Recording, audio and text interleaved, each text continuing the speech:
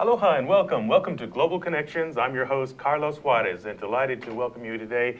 We've got a special guest today that's going to be joining me, Dr. Patrick Bratton. He's been a guest before and occasional guest host himself, and going to share some great insights, a recent trip he's made to India, continuing some of his research. And then we're going to do something a little different for the show. In the second half, we're going to switch, and I will become the guest. Dr. Bratton will be the host and interviewing me out of some recent travels I've done myself, coming back from Europe. Talk about Europe, talk about India, all part of what we do here on Global Connections, bringing the world to you, helping engage, inform us. And I want to remind all of our listeners, please, if you have any questions or comments, you can tweet them to us here. That's right, you can tweet us here on Global Connections. Our address is at ThinkTech HI. That's ThinkTech HI all together. And send us your tweets. We'll be able to take them here live and answer any questions or comments you may have. And so back to our guest, I'm really delighted, Patrick Bratton, to welcome you back. To be here with the ThinkTech team, yourself and Jay and everyone. So. Excellent. And of course, the show gets put on by a lot of key players, Zuri vendors, behind the scenes doing a lot of the work. We've got Nick over here pulling some strings, and of course, Jay Fidel, our great illustrious mentor and producer and everything extraordinaire. But more to the point, Patrick, I know some of our guests have seen you before, but for those who haven't, you're a political science professor yourself, a specialist on a range of international relations, foreign policy, but South Asia, this region of India and Pakistan. Tell us a little bit about your areas of background. Well, I work mostly in sort of national security, foreign policy, international relations. That's what I teach in. That's what I do research in. And for the past 6 or so years, I've been looking particularly at Indian foreign and security policy. So I try to go there every year and do research. I've published articles and been a commentator on issues about that. So it's a very vibrant and interesting country, and I always find it quite fascinating. That's right. Never a dull moment. And of course, India, a place that, of course, a big, significant country that it is, but more recently, some important developments. A new president gets ushered in last May, over a year ago, and we want to talk a little bit about that. You've just come back, and having been there before, during the electoral process, we spoke about a year ago about that, and very important, complex electoral system that they use to elect. Well, Narendra Modi has been now the Prime Minister of India, the 15th Prime Minister for just over a year. So we want to get a sense, what is some of the buzz? He's really affirming a new image for India, very assertive, lots of, particularly on foreign policy. So give us just a quick snapshot. What are some of the things that you came away with from your most recent travels there?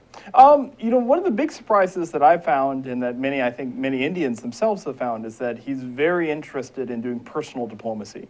And so I believe the tally was something about 15 to 18 countries within 12 months in terms of travel. Travel that we haven't seen an Indian Prime Minister do really since the days of Nehru and the early independence of India. Yeah. So very committed to personal diplomacy, getting out there. And of course, visiting and interacting with the leaders in countries that you'd expect India to interact with, China, the United States, Japan, and so on. But an interesting sort of look toward a lot of countries that have not always been within India's sphere of regard. Yeah. So visiting places like Fiji, Mongolia, Mauritius, places that are not always what you would think of for an Indian Prime Minister to visit. So very active on personal diplomacy and using, particularly using Indian cultural symbols as to sort of leverage Indian soft power. Yoga, Buddhism, democracy, a lot of these symbols as he goes abroad. I have a recollection of perhaps more a month or a couple months ago where he led like the largest yoga exhibition ever, and there he was leading it. And again, this very interesting notion of a soft power. We know power is very important in world politics, and traditionally the hard power that we think of is counting guns and bombs and maybe economic things. But soft power is a new concept, and here again, India, a good example of a country that is really using this more cultural, more personal diplomacy. Tell us a little bit about soft power and maybe how it's reflected in the case of India. Well, I always kind of explain it this way. Hard power is the power to coerce, to get people to do things that they don't want to do. Soft power is the ability to get people to want the same things that you do. So the joke I always give that my students know very well, soft power is sort of like how Albert Camus defined charm. It's the art of getting an answer without having asked a question, right? So India has these tremendous reserves of soft power. Because of the culture, because of people's interests, Bollywood movies, yoga, all of these things, Buddhism, but also particularly, and this is where Modi has perhaps done something new in Indian diplomacy, tapping this untapped potential, if you will, resource of the Indian diaspora. Yes. India is one of the world's if not the largest diaspora in the world, and interesting enough, it has a diaspora in almost all of the key regions of the world, whether it's Southeast Asia, Western Europe, the United States, Africa, Caribbean, West Indies, East Indies, yeah. all over the place, Indian Ocean region. And so one could argue for a long time, the attitude of the Indian government was that, well, your ancestors left India, we don't really want to have much to do with you. Modi, in turn, has really sought to sort of embrace this diaspora and seeing to leverage this diaspora as a sort of an element of Indian soft power. And this diaspora, of course, is the reference to the large communities of Indians from South Asia who moved and relocated, live in England, live in other parts of Europe, the U.S. I remember as well a visit he made to, was it the Madison Square Garden in New York? I mean, it was like a rock concert extraordinaire. And they were mostly, or many of them were, Indian Americans, people coming from that diaspora in the U.S. And it's a remarkable thing because in many ways an untapped pool and both connecting them back to their homeland, but also really affirming that India is not just this country in the subcontinent, but really it's a global reach and it's got a presence everywhere. Yes. Quite important. And this, again, different countries often have those links, but sometimes history or different political positions will break those and they're not connected to their home country.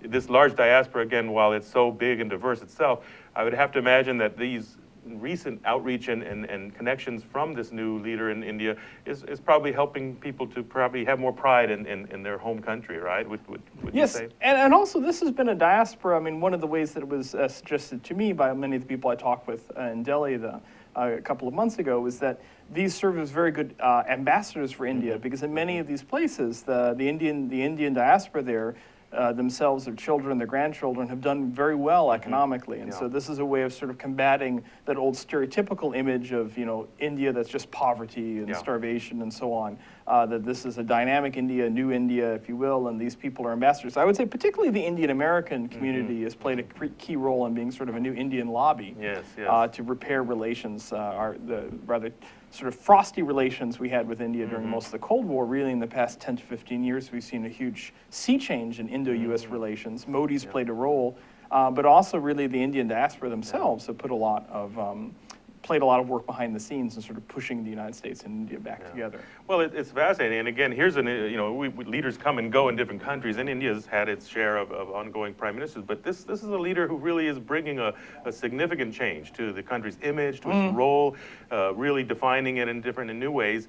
Now that you've come back this recent trip, a year after his inauguration last May, what is some of the pulse? What is some of the thinking? Because around the world, again, we still see some of the dynamism, and yet it's a big country, challenging to govern and manage. But what is the sense that you've had from this most recent trip? Any updates, and tell us what reflections you have about it. It's interesting because the past couple of years, while we've heard a lot about the rise of India along with the rise of China, the economy the past 2 to 3 years slowed down. Really high commodity prices that's really hit a lot of the people who are living around the poverty line quite hard. The price of onions is skyrocketed in the past 3 or 4 years, and that's a sort of staple commodity for most people. So people really wanted to change last year. This is one of the reasons why they voted for Modi and the BJP, even if they weren't always voting for that party. They wanted to give somebody a mandate to change to make the economy better. The economy has, in some respects, has turned around, and Modi's been quite active about that. But politically, this will remain difficult to do because while they do have a very comfortable majority in the lower house, they don't control the upper house. And the upper house depends upon state elections, which are going to be staggered over the next 3 or 4 years. We've got some important elections coming up this fall in the state of Bihar.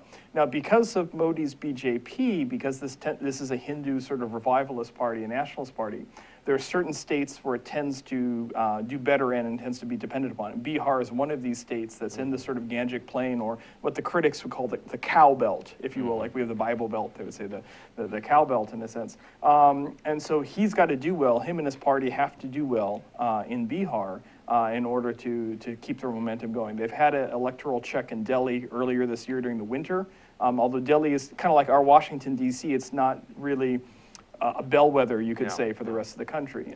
So there's increasing pressure. People have high expectations of the government and whether or not the government can deliver. And I think one of the challenges for Modi is that as many prime ministers or presidents find, the easy stuff is the diplomatic summits. It's very easy to call up somebody and have a nice meeting and fanfare, photo op, and all of that looks good. Yeah, but it's hard when you get back home and you've got to go through and do a lot of the rather difficult economic and political reforms at home that has to be done. Because really what he really needs, what India needs, is really foreign direct investment. And they really need this to basically build up a modern infrastructure and build up manufacturing. Because basically the goal is they have to create something around 12 million jobs a year for the next 20 years for the population because of the youth bulge in India. Yeah. And in order to do that, they need foreign direct investment. But in order for that to happen, they have to push forward very costly domestic reforms to make India more attractive for investment. And you've had this opportunity now for the last few years, traveling regularly, visiting different policy research institutes, the most recent Institute of Foreign Policy Studies. This trip now took you to a new area you hadn't visited recently, Kolkata, or what we used to know as Calcutta, a very hot city in the south.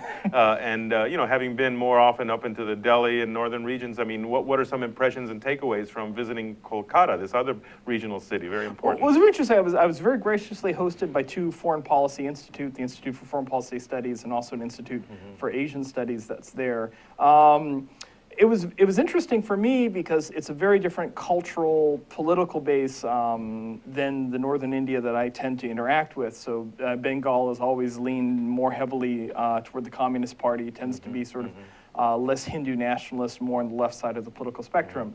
And so I had a very different picture of Modi and Modi's government from the people I interacted with. They tended to be more critical than people. But I would also say, similarly in Delhi, Delhi is the capital, the sort of cultural capital.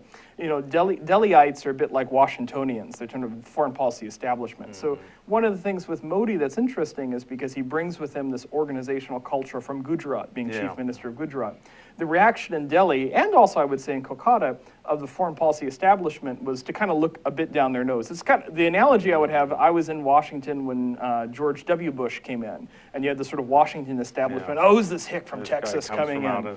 He's not from the establishment. Provincial leader kind of thing. And that sort of dynamic was also, I would say, is present in Delhi as well when looking at Modi, that he's a bit different. He's not the traditional sort of prime minister that Indians have been accustomed to, if you will. Well, most certainly he is a new look, a new image, and then, even his attire and his symbolism, I mean, everything is really, garnering a lot of attention. He's not your typical sort of just gray, boring politician, really, and yet, as we often see with leaders, the expectations are high, built up. He's going to transform everything, and often those get a little dash when it's difficult to govern, and to govern a complex system like India. An amazing country and culture and society. Having come as he does from this well-established political party, I mean, it does provide a long, network of support, and that certainly goes a long way. It's not just his own individual, which is critical, but he's got that support network. One of the things we're going to do, we'll have a quick break right now for a minute, but I'd like you to share with our listeners and tell us a little bit more. You had a great, interesting experiment. A visit with somebody of interest, a woman by the name of Ashley Varma, who's got a career in journalism, comes from a prominent military family, and some interesting things you can share about her. We're going to take a short break right now, and for our listeners, please join us in just a moment. We're going to be back with more on the story. We're joined today by Dr. Patrick Bratton, a specialist on India and security and foreign policy in that region, a very important part of the world that is certainly only going to grow in importance. So good to get some personal insights. We'll come back to hear more on the story. Stay tuned. We'll be right back with you.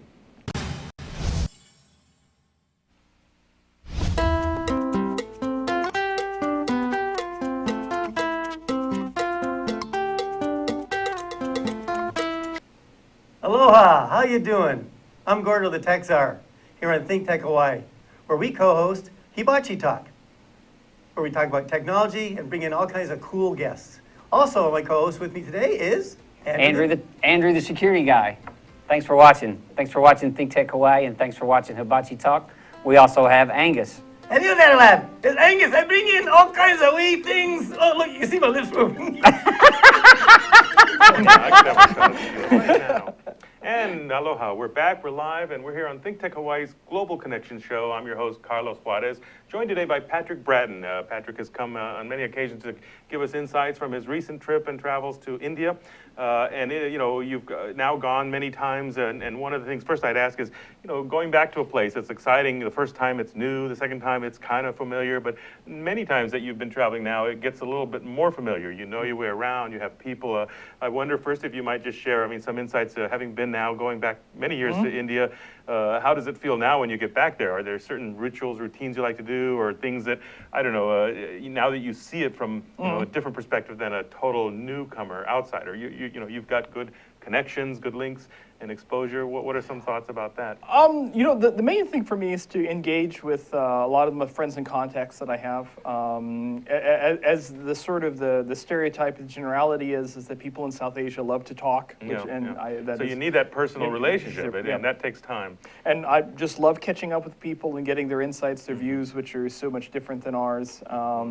And a few of the rituals I have, there's cafes or, restaurants that I'll sort of go back and have certain things that I always look for. I always look for my combination of kebabs and Kingfisher beer. I'm a big fan of Kingfisher beer in India. So there's sort of rituals like that. It's interesting, too, to see sort of the subtle changes over time and things. One of the controversies that's been kind of been ongoing in a lot of northern Indian cities is a lot of these issues about sexual harassment and treatment of women and things, and particularly Delhi. Delhi has always had a tradition of being a very conservative city.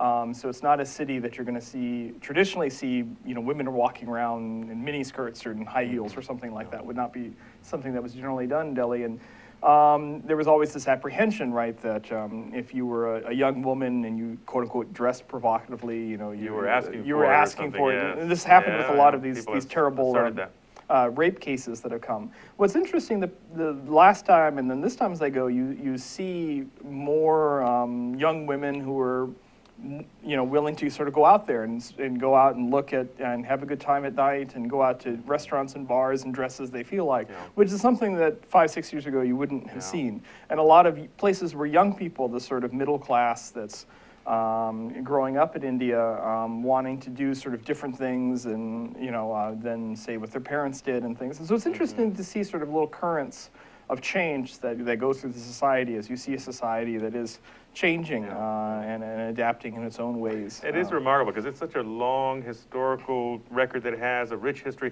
and yet it's very modern, it's connected to the world, and even these diaspora communities, they go, they come back, many are returning now. So it's just a fascinating example of how globalization is being kind of interpreted in their own way and defined in their own way.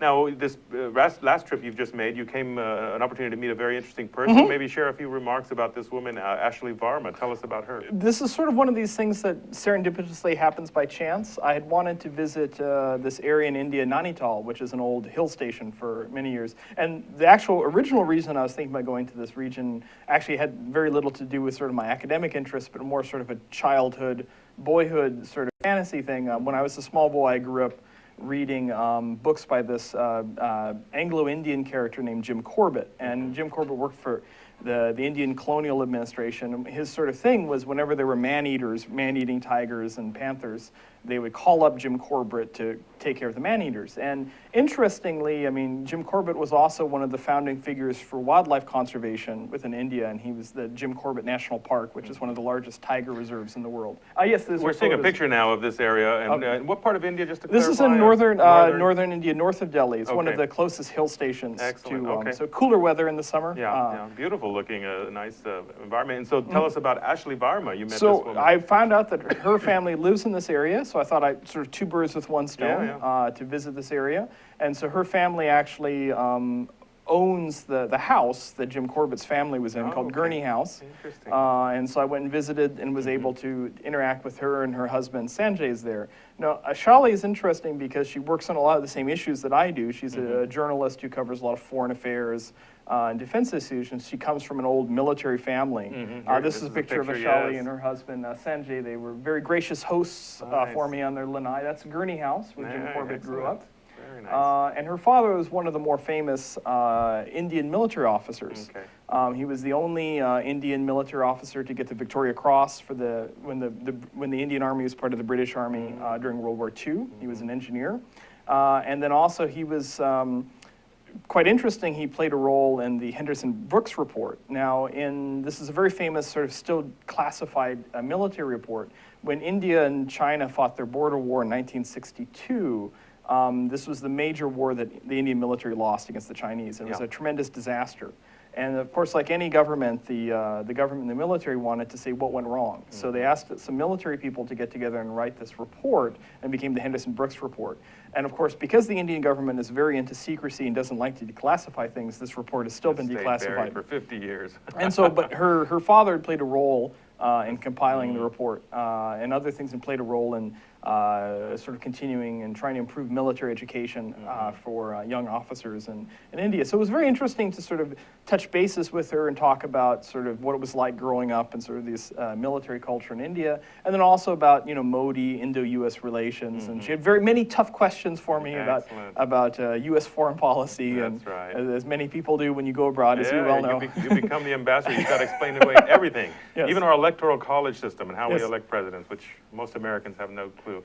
Well, this example of meeting with her, of course, it underscores the importance of people-to-people contact, you know, sort of a citizen diplomacy, because even as a scholar and expert on these things, you can read, you can, you know, hear people talk, but when you meet them one-on-one and you get to see, you know, personal insights, and someone like her who obviously has been you know, growing up with the history and her father's connections, really gives you a window into understanding India that you can't get. You can't get it from reading a newspaper or you know, just hearing someone else. Excellent. Well, I'm very delighted again to get this update, and you know, as we've had in the past, I mean, India really underscores how important it is as a growing you know, regional and world power. Again, if we were here 10, 20 years ago, it was still a country kind of looking more inward and not really defining itself in the world arena. Today, that's changed. Maybe some final thoughts on, I mean, where India stands now and some of the challenges it will face in the coming years? Okay. I think, right, we've got the photo of her book that she wrote about her father, the Victoria Cross, which is an excellent read. I enjoyed reading it on the plane coming back from the long plane ride. Long plane ride back from Delhi to here. I think if we're looking toward India now and India's future, I mean, I think we're going to see kind of a India, and I would say Modi, is sort of at a crossroads, whether or not they're able to get through a lot of the reforms that are needed, because you're really looking, the demographic/economic future of India really depends upon whether or not they can get jobs for young people. It will be a very different India if you've got millions of unemployed young men sort of milling about in cities, if you will.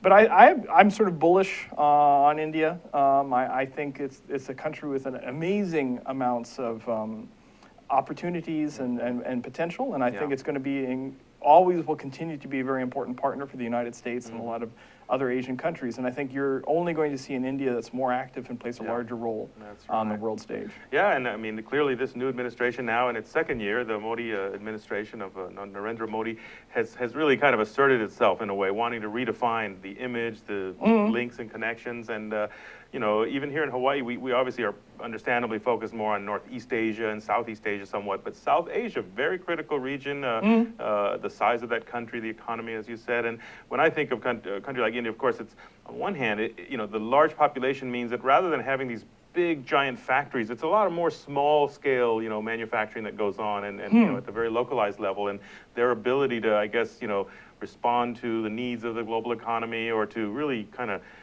I don't know, you know, resolve these things at that very localized level. It's a challenge, but it also, I think, gives them a certain nimbleness. And the way you've described it, I've had only one brief visit to southern India some years ago in Kerala, and it's remarkable the entrepreneurial zeal and the sort of thriftiness people have, and just a capacity to kind of just continue going forward, even in the midst of what might seem like challenges on basic development issues.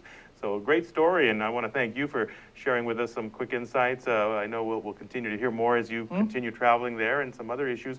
We're going to end on this note, but we're actually going to shift gears in the second half of our show right now. I want our listeners to come back. We're going to join Patrick Bratton as the host and me as the guest. I'm going to turn the tables and have a chance to talk a little bit about my own recent travels in Europe. I've come back from a long 4+ month stay in Innsbruck, Austria, where I was a visiting Fulbright scholar, traveling throughout Central, Northern, and Eastern Europe. And so come back and join us. We'll talk a little bit more about developments in Europe. Stay tuned for more on the story. Hi, Jay. Hi, Keith. My name's Keith Bettinger. I knew that. And I'm the host of ThinkTech Asia. I knew that too. Here on ThinkTech. Fabulous. You got a great show going, Keith. Thank you very much. And for our viewers out there that are interested in ThinkTech Asia, it airs every Tuesday from 4 to 4:45, and it can be accessed online at thinktech.com. Yeah, so what kind of guests you like? Well, we have a number of guests from academia, from practitioners of international affairs. Sometimes we have military officials. Sometimes we have public officials on the show. And our goal, we try to talk about current issues in South Asia, Southeast Asia, East Asia, and Central Asia, all throughout the Asian realm in more depth than you would find in traditional mainstream That's the media. difference, isn't it? Exactly. That you're reaching out beyond what ordinary news media would do. Right. That's why we like you so much. We're trying to provide a thinking person's perspective, an intelligent perspective on what's going on, and we're both sides of the story, or even when there's more than two sides, we try to cover every angle.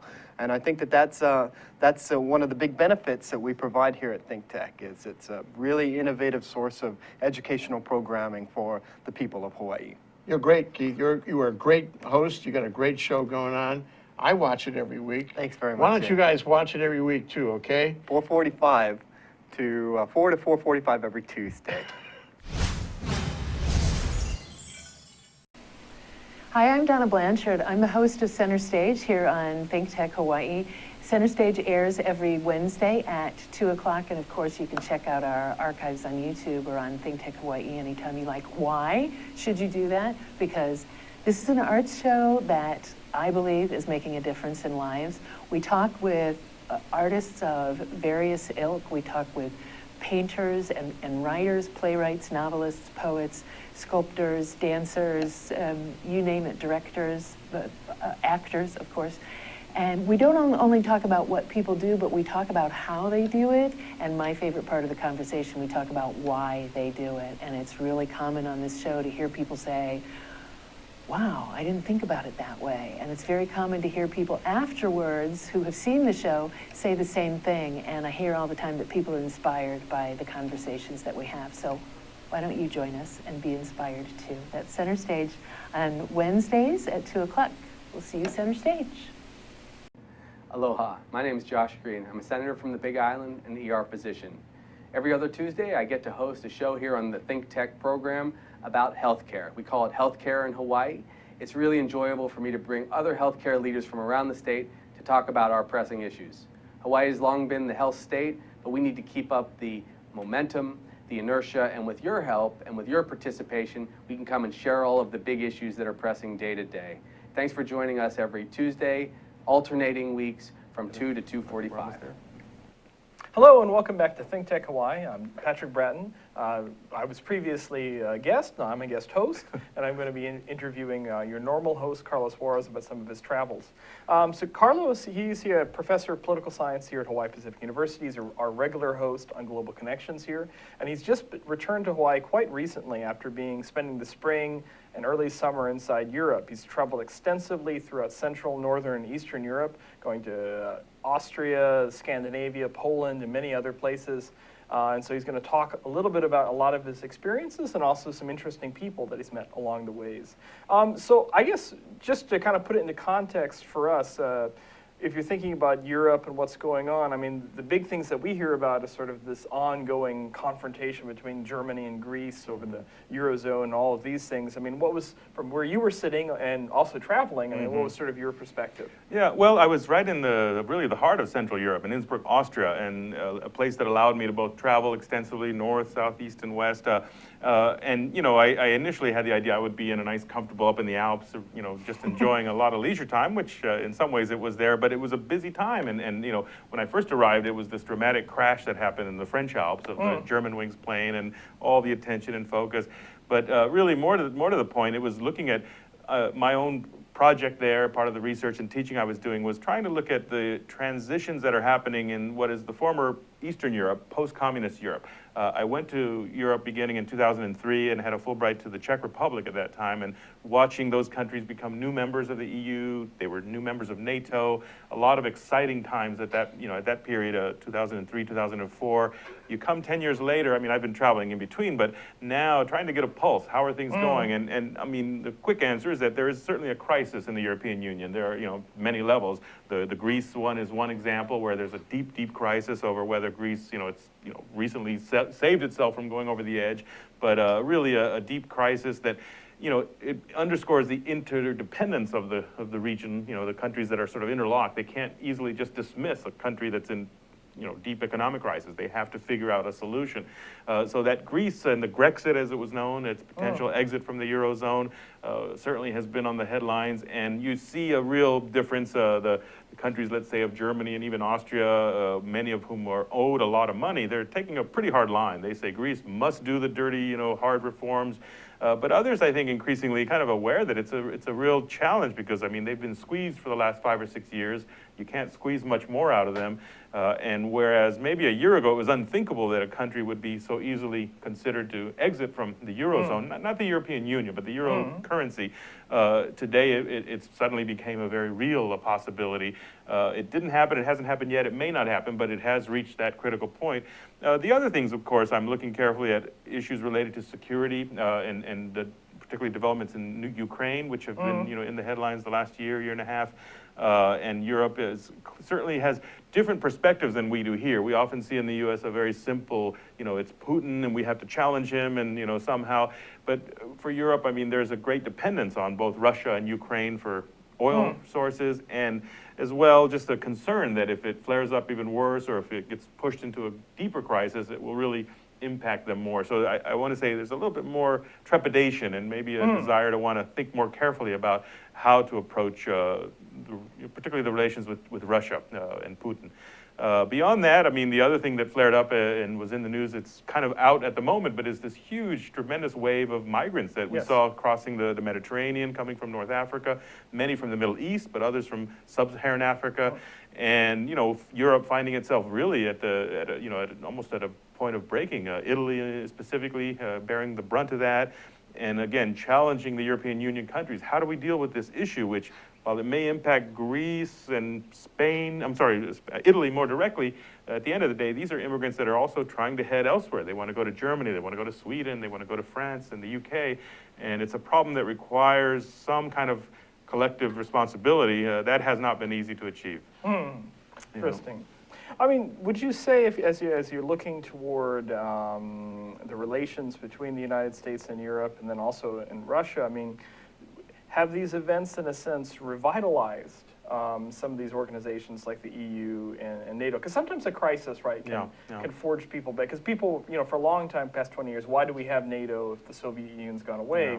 But now that Russia, at face value, seems to be much more assertive, if you will, does that give NATO a new sort of raison d'etre, a reason for being? I mean, do you see, was that the case, or was it more like, sort of not sure how to respond to the crisis? Or? Well, what I think became clear, especially traveling to many parts, I was up in Scandinavia, in the Baltic states in particular, Poland, throughout Germany, and one thing that's clear is that we try to think of the European Union as this cohesive unit, 28 countries today, and they certainly share a lot of values, a lot of rules and regulations. But at the end of the day, these countries still reflect their own national interests. Germany, and it wants to deal with the U.S. directly, France and the UK, the particularly bigger ones. But even the smaller states, the Baltics, the sort of the newer, Slovakias and Slovenias, these are countries that themselves are trying to forge a relationship with the U.S., perhaps that can benefit them or that have some shared interests. And particularly in the case of the Baltics and sort of Eastern Europe, they are very concerned about Russia and its role in the region. And so they see the U.S. and NATO as a very important blanket that's going to help secure them. If they could, they would like to see permanent bases installed in some of these places. That hasn't happened and doesn't seem to be on the cards, but what we have seen is the U.S. in particular providing more material, leaving behind some material to help. But it's a sensitive issue. Again, main thing I would come away with is that really it's hard to see a real singular cohesive view of Europe. Instead, it's, at the end of the day, different clusters, different important countries that deal ultimately bilaterally with the U.S. So it's curious. We have to deal with the European Union, and it is an entity, but we also have to, at the same time, almost at the around the corner, deal directly with the individual countries themselves, especially the bigger ones. But even the little small states, the president goes and visits, Estonia, or actually Jeb Bush, the candidate, recently had a trip getting his foreign policy credentials, visits Germany, but then makes a stop in Estonia as well, and trying to show some credibility, I guess, and get onto the mindset of people there. But it's interesting. These are interesting times for Europe. A lot is happening there, and their attention is really focused in that, maybe in regions like the Middle East as well. Okay. But a lot is happening. Would you say then that old joke or criticism Henry Kissinger used to say that, if I want to call Europe, I don't know who to call, right? There's no one place to call. That's that right. still seems to be... Yeah, absolutely. I mean, Brussels is there and they've got a phone, but at the end of the day, they're not calling all the shots, especially on the big questions, dealing with Russia, dealing with Iran, the nuclear deal that we've seen recently announced. It is, the European Union has a seat at the table, but ultimately it's the Germans, the Russians, the British who are, really the key players. So, yeah, there is no single, phone call to be made on the broader issues. The European Union has reached a crisis point. It's today 28 countries, and like anything, 28 people, it's hard to get them all together on board on one issue. They managed to, and even dealing with Greece overall, there was a pretty cohesive group that was able to support it. Interestingly, what I found striking is that a lot of countries that have smaller economies, smaller GDPs per capita than Greece are owed a lot of money. The Slovakians, the Slovenians, some of the Baltics, and they look at Greece like, well, wait a minute, you owe us hundreds of billions, we'd like that money back. So they're not as sympathetic as you might think, especially the government officials. They want to make sure that, that Greece kind of fulfills its obligations.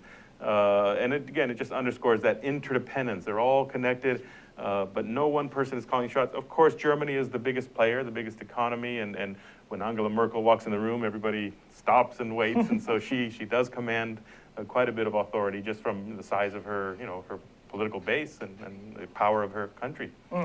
It's quite significant. You were at a conference on interdisciplinary perspectives on security in one of your favorite cities, Krakow in Poland, yes. I mean, what are some of the things that came out of a visit there? A great conference that brought together, academic leaders from throughout the world, from Asia, even I had on my own panel a woman from JNU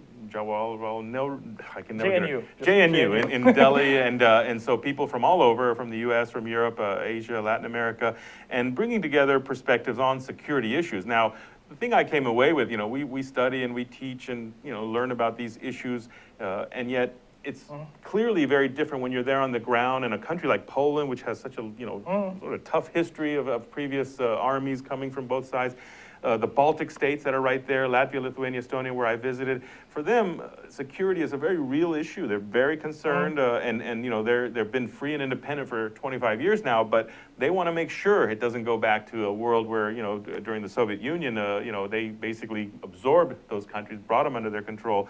So, while again, we can speak comfortably, back here and maybe in Western Europe as having fairly free and open societies, there's a sense of vulnerability that they're free and open today, but they want to make sure it doesn't kind of revert back. The other thing that has been, I think, a trend I'm looking at more carefully in some of my research and interests is you have a number of regimes that are what we might call illiberal, or that is they're democratic and procedurally they are, but in many ways the leaders, and probably the best example comes to mind is Hungary. Hungary in Central Europe has a leader who's very brash and dynamic, but kind of pushing the envelope, and in some ways, somewhat anti-democratic means, or using democratic institutions so that, it's kind of putting a real test on maybe open democracy, let's say. This is a function, I think, of individual leaders who can kind of push these things, but also whipping up a lot of nationalist sentiment. And actually, the most recent case in Hungary is that they've decided, given the wave of migrants that keep coming in, they're going to build a big wall that borders with Serbia, their neighbor who's not in the European Union.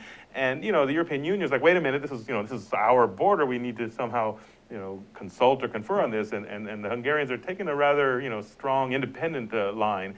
But that example, and there's some others like that, we see a lot of them in Latin America too, Venezuela under the previous Hugo Chavez and his successor, where again, they use democratic institutions in ways that kind of become a little bit more a form of a new variant of authoritarianism. And it doesn't bode well because it often means pushing away democratic, let's say, outcomes. So that's the kind of challenge I'm looking at.